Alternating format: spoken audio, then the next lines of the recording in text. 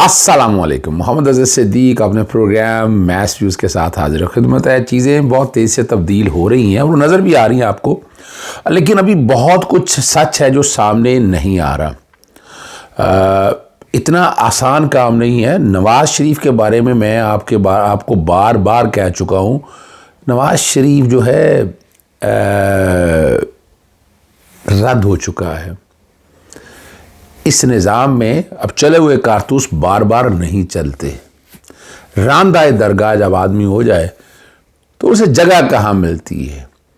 बहुत से गुफ्तगू करनी है 9 मई के हवाले से, सानिया के हवाले से,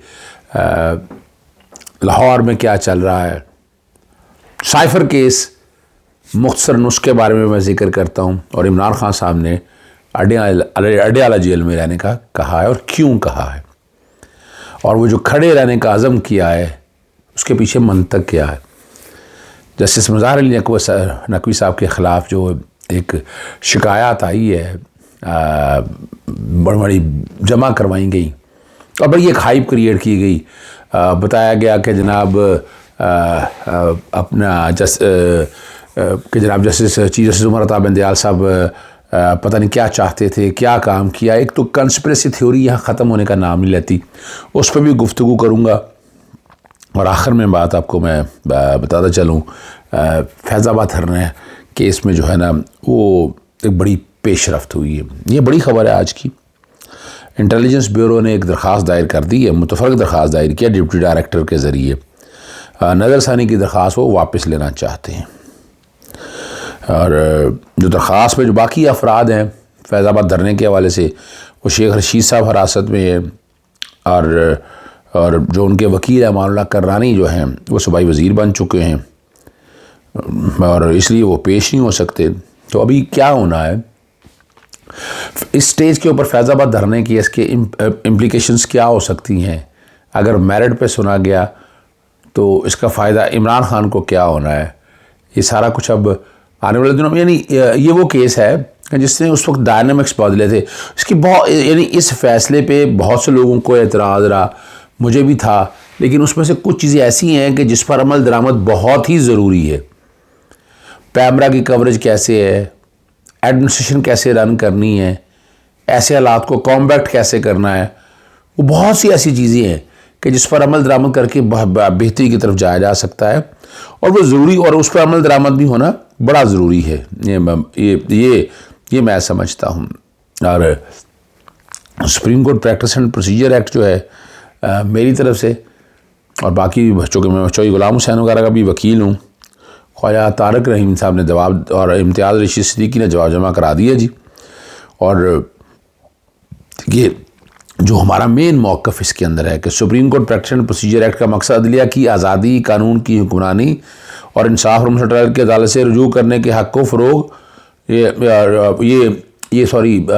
जिसमें हमने कहा कि ये कानून बिल्कुल आइन से मुतसादिब है और मुख्तलिफ़ केस लॉ इसके हवाले से वाज़ेह तौर पर दिए कि ये जो है ना ये रेगुलेट करने की कोशिश करता है। ये रेगुलेटरी कैप्चर भी एक बेसिक प्रिंसिपल जो हम समझते हैं कि इस कानून के ज़रिए सुप्रीम कोर्ट को कंट्रोल करने की कोशिश की है, बेंचेस को कंट्रोल करने की कोशिश की है। और ये एक पुराना एजेंडा है जो कुछ लोगों का चला आ रहा है कि किसी ना किसी तरीके से जो है इस पर कब्ज़ा किया जा सके। और यहाँ जो बुनियादी तौर पर जो बात है ना जी, 25 सितंबर तक जवाब तलब किया था, इस पर 3 अक्टूबर को दोबारा समाअत है और हमने जो बड़ा वाज़ेह तौर पर कहा है कि आर्टिकल 184(3) को तब्दील नहीं कर सकती है एक कानून के ज़रिए, और रूल्स वज़ा को करना भी है तो रूल्स में तरमीम करें और रूल्स के तहत आप उसको रेगुलेट कर लें उन चीज़ों को, तो कोई मुश्किल काम नहीं है, ठीक है ना जी। और जब पार्लियामेंट आईनी तरमीम करती है तो सुप्रीम हो सकती है, लेकिन ऐसे मामलों में आइन में चेक एंड बैलेंस मौजूद है, जैसा कि तमहीद या करारदाद रेजोल्यूशन की बात की जा रही है। और आर्टिकल 199 के तहत सुप्रीम कोर्ट को रूल्स बनाने का इख्तियार है। बड़े वाज़ेह तौर पर और कवायद को आइनी अहमियत हासिल है। जो रूल्स बने हैं ना, जो कि कॉन्स्टिट्यूशनल फ्रेमवर्क पे बने, तो अगर आप तरमीम भी करना चाहती हैं तो उसमें करना जाए। और इसमें और दूसरी तरफ जो है काफ लीग ने तरफ जवाब दाखिल कर दिया जाहिद इब्राहीम ने, उन्होंने कहा कि इस कानून का मकसद जो है अपना कानून साजी, समाजी पॉलिसी का फ़रूग और समाजी मकासद के लिए है, और इसका मकसद सिर्फ यही है कि जो है ना कि चीज़ों को अपने कानून के मुताबिक करके हम अपने मकासद हासिल करना चाहते हैं, और इस कानून बनाने की इजाज़त दी जा सकती है। ये उनका है। ये काफलिक भी, इसका मतलब है काफलिक भी किसी ख़ास, काफलिक आपको पता है इस वक्त किस एजेंडे एस्टैब्लिशमेंट के साथ चल रही है, उसमें तो कोई डाउट हमें होना ही नहीं चाहिए। अब कोई अगर समझता है इसमें कोई ख़दशा तो वो अपना वाज़ेह तौर पर देख सकता है। अपना निगरान हुकूमत के जो वज़ीर आला, वज़ीर आज़म हैं, वो कहाँ कहाँ फिर रहे हैं, कहाँ कहाँ शॉपिंग हो रही है, और हर खबर पे नज़र है। यानी वहाँ लोग आसपास फिर रहे हैं, किधर जा रहे हैं, कौन से शॉपिंग करने के लिए जा रहे हैं, किधर किधर ठहर रहे हैं, एक एक चीज़ की खबर मौजूद है, और किस मीडिया मालकान के साथ उनकी मुलाकातें हुई वो भी देख सकते हैं। उन्होंने एक बयान में जो कहा है कि फ़ौज के मामला में मुदाखलत नहीं करनी चाहिए, तो हमें सिविलियन इदारों की सलाहियत बढ़ाने की ज़रूरत है। वहाँ TRT को इंटरव्यू देते हुए कहा, सिविलियन इदारे खिदमात सर अंजाम में नाकाम रहे हैं। गुज़श्ता 4 दिहाइयों में हमारी कारकर्दगी ख़राब रही है, चाहे वो तालीमी निज़ाम, सेहत का मामला, डिज़ास्टर मैनेजमेंट या टैक्स रेवेन्यू का हो। तो अनवारुल्लाह काकर साहब जो है ना, वो बुनियादी तौर पर बताना ये चाह रहे हैं कि फ़ौजी इदारे बेहतरी की तरफ चल सकेंगे, निगरान जो है ना सिविलियन हमारे इदारे वो नाकाम है, और वो शायद वो जो है ना वो इन मामलात को जो है किसी एक सिमत में ले जा नहीं सकते। अगली बात जो है ना उस पर ज़्यादा मैंने बात करनी है, वो जैसे सईद मुज़ाहिर अली अकबर नकवी साहब है, बहुत ईमानदार आदमी और बड़े धड़ल्ले वाले जज है। मॉडल टाउन सानिया के हवाले से जुडिशल इंक्वायरी की ट्राइब्यूनल की रिपोर्ट मांगने के लिए हम आए, कोर्ट में रब्ता किया, बड़ी लंबी बहस हुई, और जनाब जस्टिस सईद मुज़ाहिर अली नकवी साहब ने ही ऑर्डर दिया, हुक्म दिया। उसके बाद appeal, intra court appeal file हुई, लार्जर बेंच ने भी कहा रिपोर्ट दे दी, लेकिन रिपोर्ट के साथ जितने एनेक्सेस थे ना, जिसमें शहबाज शरीफ के साथ बहुत सबूत मौजूद थे, वो गायब कर लिए गए, वो अभी आज तक हमें नहीं मिले। ठीक है, इसी तरह फिर मामला ये इल्ज़ाम उनका है जनरल परवेज़ मुशर्रफ के केस के बाद। जनरल परवेज़ मुशर्रफ वाला जो केस है वो बड़ा इंटरेस्टिंग केस है, जो कि केस मैंने किया है, मैंने एक एक चीज़ सामने रख कर देखी है। नवाज शरीफ वगैरह, एहसन इकबाल, ये तौहीन अदालत कमिट करते थे, बार बार इदारों पर आकर बात करते थे, तो उस वक्त मैंने आईनी दरख्वास्तें दायर की थी, इन्होंने सुनी थी, इन्होंने बड़ी वजाहत के साथ ऑर्डर पास किया था, ये भी याद रखिएगा। यानी इन्होंने किसी स्टेज के ऊपर जो है ना कॉम्प्रोमाइज़, जनरल परवेज़ मुशर्रफ का इशू क्या था, जनरल परवेज़ मुशर्रफ का केस बुनियादी तौर पर जो आर्टिकल 6 लगाने की बात करते हैं, आर्टिकल 6 लग कैसे सकता था? सिर्फ अकेले वही हैं, एडर एंड अबेटर कोई नहीं है। किन लोगों ने बैठकर ये फैसला किया था कि इन जजेस का ये निकालना है? वो सारे किसी एक बंदे को, और वो जो कि एक टसल थी जो जनरल परवेज़ मुशर्रफ जब वकला तहरीक आई थी, 2 मकसद थे, एक तो जनरल परवेज़ मुशर्रफ को हटाना था, और जजेस अपनी मर्जी के भर्ती करनी थे। पैक का लफ्ज़ भी इस्तेमाल किया जाता है, लेकिन वहाँ वो इशू क्या, और सारे मामले को लेके जाने वाला कौन था? वो नवाज शरीफ था। वो चाहे बोस कह दे, जो भी कह दे, और आजकल के हालात में भी नवाज शरीफ का माइंड अपना माइंड थोड़ा है, इंटरनेशनल एस्टैब्लिशमेंट का जो माइंड है वो लेकर चलता है, और ज़बरदस्ती उस केस के देखे हाई ट्रीजन एक्ट के तहत जो है वफाकी हुकूमत में नॉमिनेट, और वफाकी हुकूमत जो अकेली नहीं है, काबीना के साथ बैठकर फैसला करना है। फिर उसी में लिखा था वफाकी हुकूमत ने प्रोसिक्यूटर स्पेशल अपॉइंट करना, ये इन्होंने खुद कर दिया। इस्तगासा भी सेक्रेटरी की तरफ से दाखिल करवा दिया गया इन्होंने। फिर वहाँ राइट टू फेयर ट्रायल जो है, उनका राइट जो है वो बंद कर दिया गया। 3 जजेस ने बैठकर ये फैसला किया, और फैसले में इतने बहाम मौजूद थे। सबसे अहम मामला जो है, सबसे अहम जो मामला है कि क्या उसका इतलाक जनरल परवेज़ मुशर्रफ पे होना था?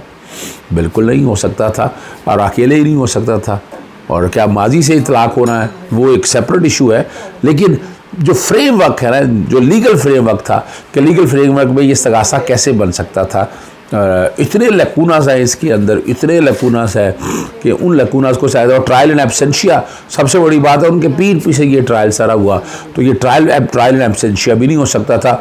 ये वो सारे मामलात है, उस वक्त की बड़ी हेडलाइंस लगी थी, और जो कि हेड कर रहे थे ये बेंच, आजकल के जो चीफ जस्टिस हैं, जस्टिस अमीर भट्टी साहब उस बेंच में थे, जस्टिस मसूद जहांगीर थे। तो लार्जर बेंच था ये इतना आसान काम नहीं था, और इसमें वफाकी हुकूमत की तरफ से रिकॉर्ड ऐसा आया कि जिसमें नवाज शरीफ का ज़ाती बोगस था। नवाज शरीफ इफ्तिखार मोहम्मद चौधरी को कैसे साथ मिलकर इकट्ठे बैठकर ये सारा प्लान हुआ था, आप कह सकते हैं। उस वक्त की तारीख अगर राग उठाकर देखें तो आपको अंदाज़ा हो जाएगा। जनरल परवेज़ मुशर्रफ एक जीदार आदमी था, एक ट्रू सोल्जर था, और ट्रू सोल्जर जब ऐसे अपने काम मुल्की मफाद को सामने रखता है फिर भुगतना तो पड़ता है। तारीख इसी बात की गवाह है। जहाँ तक जनरल कमर जावेद बाजवा साहब का जो इस दौर में अंदर किरदार रहा है, वो इतना डूबियस और इतनी कंट्रोवर्सियाँ रिकॉर्ड के ऊपर कि वो आने वाले वक्त में आप लोगों के सामने आ जाएंगी। आखिर में इमरान खान बहुत सुकून से, और मुश्किल है कि कोई उसको रोक सके।